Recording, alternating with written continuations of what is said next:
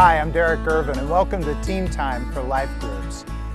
I'm here at Clay Stadium, Carmel Clay Stadium, and we're close to the beginning of their football season. I love football because no matter what happened last season, whether if it was a losing season or whether if it was a winning season, it really doesn't matter because now it's time for this season and this schedule. And I think Life Group's kind of the same way. The big idea for this Team Time video is I would like for you to think of your life groups in terms of having a season. You know, in the NFL we have the preseason, we have the regular season, the playoffs, and the Super Bowl.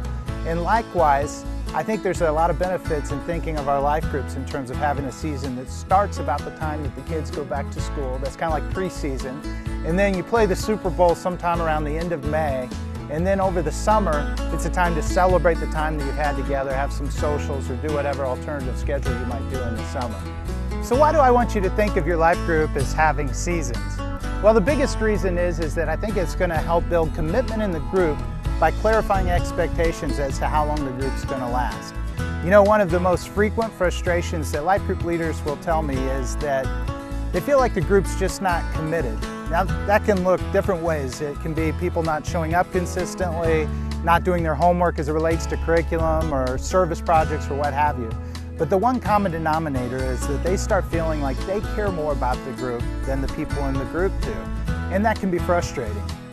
You know, one of our life group's leaders' name is Kathy Zeitz, and she was telling me something before she started leading her group that I thought was, on one hand, very basic, but also just was very profound. She said, you know, the one thing I know for certain in leading this group is that I want to lead a group where I know people are going to consistently show up. Isn't that great? Well, Kathy did this whole season idea, and she sat down with the life group agreement with the group and said, you know, here's what we're signing up for, here's the number of weeks, here's our season, and at the end of that time we'll reevaluate where we are and what we do next. And she's had great results with it. You know, one of the things I would like to do with these Team Time videos is to capture your best ideas and successes as life group leaders and share them with other leaders, and I think it makes us all better. Back to the whole idea of thinking of a life group in terms of a season. The other big advantage that I see in it is that it helps to sustain momentum of the life group, especially a life group that's been meeting for several years. You know, when I think of momentum as it relates to sports, I can't help but think of Reggie Miller and the Indianapolis Pacers, especially back when we would be battling it out with the Bulls or the Pistons. It would come down to the end of the game and we would be behind, and then Reggie would just start draining threes, you know, and you could feel the whole excitement of the whole arena just explode. The team became charged, just everything changed because the momentum had shifted. And I think the same is true with the life group. I think as life group leaders, we're well served to think of managing our life group in terms of managing the momentum of the life group. Let me show you what I mean. Here's a little football play that I came up with. I call it the momentum cycle of a group. On one axis we have momentum, and on the other axis we have time, and in the middle we have the sustainability line. Now, if a group is above the sustainability line, they're going to stay together. And if they're below the sustainability line, logic would say that they won't stay together. So let's take Group 1. Group 1 finds themselves at the end of last season, ready for a new season. Well, they're going to stay together, no questions asked. They love being together and they're going to have another great season. But where things get tricky is for groups that find themselves where Group 2 is. Now, here's what I've seen with group after group, and something that frankly concerns me, is that groups that are in this position have no model or plan for ending well. In fact, they end poorly.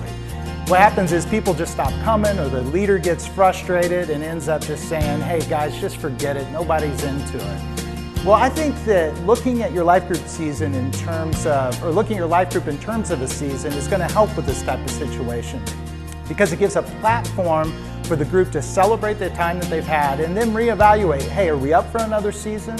Or is it time for a change, to lead a group or to get into another group at the launch? So how do we make these big ideas practical? Well, when you come together after being off for summer, what I would suggest that you do is that you pull out the life group agreement, even if you've been meeting for a number of years together, and talk about how you're going to approach this year as a season. We're starting in September and we're going to come to an end at the end of May. Talk about what the season will look like, your life group season, as it relates to the 3 core values. How are we going to live out community this year, spiritual growth and outreach? Set expectations and really get people excited about what this year's going to look like. Finally, I really want to thank you, life group leaders. I'll tell you what you do is so valuable to the life of our church and to the people that you're leading. God bless.